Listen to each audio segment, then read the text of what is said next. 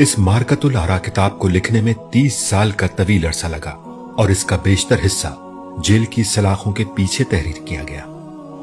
تکمیل کے بعد اس پراثر تصنیف نے مصر سے ترکی تک اور امریکہ سے بر صغیر پاک و ہند تک کروڑوں انسانوں کی زندگیوں میں انقلاب برپا کر دیا۔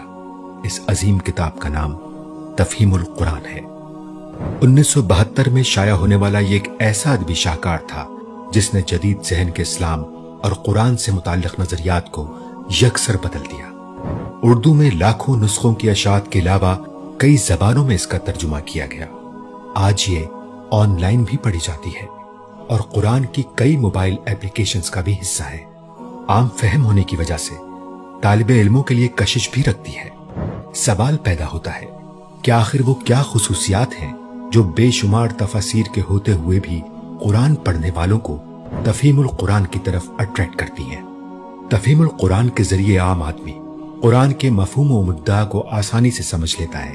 قرآن جو اثر اس پر ڈالنا چاہتا ہے اسے وہ قبول کرتا ہے۔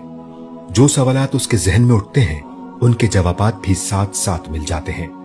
تدبر کے لیے عقل کی گرہیں کھل جاتی ہیں جو عمل کی طرف قدم بڑھانے میں مددگار ہوتی ہیں اور انسان کو اپنی فلاح کا راستہ دکھائی دینے لگتا ہے۔ جہاں تفہیم القرآن کے مضبوط دلائل کو عقل تسلیم کر لیتی ہے، وہیں اس کتاب میں فقہی اور مسلکی بحث نہ ہونے کے برابر ہے۔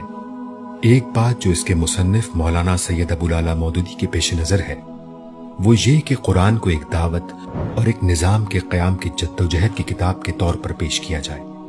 صورتوں کے پس منظر اور موضوعات کو اس انداز میں پیش کیا گیا ہے کہ پڑھنے والا اسے اپنے آپ سے ریلیٹ کرتا ہے۔